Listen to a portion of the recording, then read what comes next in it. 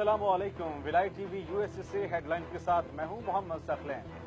Panama leaks کا پہلا شکار، آئس لینڈ کے وزیر اعظم نے استعفی دے دیا۔ پاناما لیکس کی دستاویزات منظر عام پر آنے کے بعد آئس لینڈ کے وزیر اعظم نے عوامی دباؤ پر اپنے عہدے سے استعفی دے دیا ہے۔ اس طرح وہ پاناما لیکس کا پہلا شکار بن گئے ہیں۔ واضح رہے کہ پاناما لیکس کے انکشافات کے بعد France, Spain, Netherland, Australia, New Zealand, Hindustan اور پاکستان سمیت بہت سے ملکوں میں باقاعدہ تحقیقات شروع کر دی گئی ہیں، جبکہ پاکستان کے وزیر اعظم نواز شریف نے اپنے خاندان پر الزامات لگنے کے بعد گزشتہ رات اس سلسلے میں تحقیقات کے لیے جوڈیشل کمیشن قائم کرنے کا اعلان کیا ہے، جسے اپوزیشن جماعتوں نے مسترد کر دیا ہے۔ فرانس کے دارالحکومت پیرس میں مظاہرین اور پولیس اہلکاروں کے درمیان جھڑپیں۔ پولیس نے لیبر قانون میں اصلاحات کے خلاف مظاہرہ کرنے والے طلباء کو منتشر کرنے کے لیے آنسو گیس کی شیلنگ کی اور مظاہرین نے پولیس پر پتھراؤ کیا اور پیٹرول بم پھینکے۔ یاد ہے کہ فرانس میں لیبر قانون میں اصلاحات کے خلاف طلباء اور مزدور یونین کی اپیل پر احتجاج اور مظاہروں کا سلسلہ کئی دن سے جاری ہے۔ فرانس میں لیبر قانون میں اصلاحات کے مخالفین کا کہنا ہے کہ ان اصلاحات کے نتیجے میں کمپنیوں کو اقتصادی مشکلات اور مصنوعات کی مانگ میں کمی جیسے مسائل کے بہانے اپنے ملازمین کو نکالنے کا جواز مل جائے گا۔ شامی حکومت کا اقوام متحدہ کی سلامتی کونسل سے دہشت گردی کی حامی حکومتوں کے خلاف کارروائی کا مطالبہ۔ شام کی وزارت خارجہ نے اقوام متحدہ کی سلامتی کونسل سے درخواست کی ہے کہ وہ دہشت گردی کی حامی حکومتوں کے خلاف تادیبی کارروائی کرے۔ شام کی وزارت خارجہ نے اس بات پر زور دیا کہ مختلف فریقوں کے پٹھو اور زرخرید مسلح دہشت گرد گروہ شام کے مختلف صوبوں میں رہائشی علاقوں پر گولہ باری کر کے شام میں جنگ بندی سے متعلق اقدامات کو کہ جن کی اقوام متحدہ نے منظوری دی ہے ناکام بنانے کی کوشش کر رہے ہیں۔ امریکہ میں جعلی یونیورسٹی سے امیگریشن کا فراڈ بے نقاب، 21 افراد گرفتار کر لیے گئے۔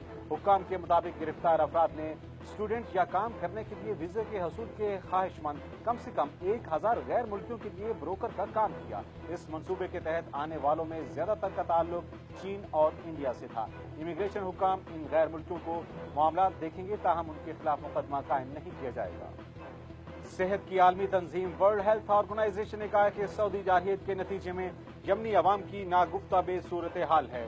یمن میں عالمی ادارہ صحت کے نمائندے احمد شدور نے اعلان کیا ہے کہ یمن کے 19 ملین افراد یعنی اس ملک کی 80% آبادی کو بین الاقوامی امداد کی ضرورت ہے۔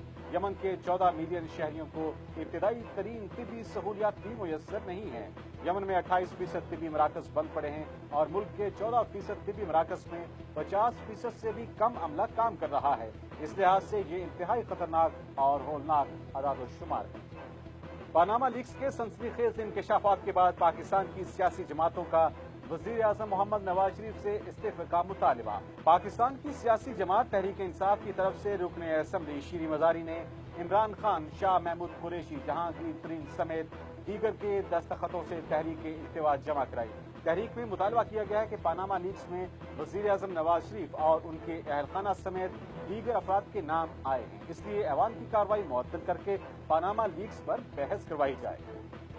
ترکی کے وزیر اعظم رجب طیب اردوغان نے عراق، یمن، لبنان اور شام میں خودکش حملہ آوروں اور دہشت گردوں کو اس دور کے یزیدی قرار دیتے ہوئے کہا کہ امام حسین علیہ السلام ہمارے سرور و سردار ہیں۔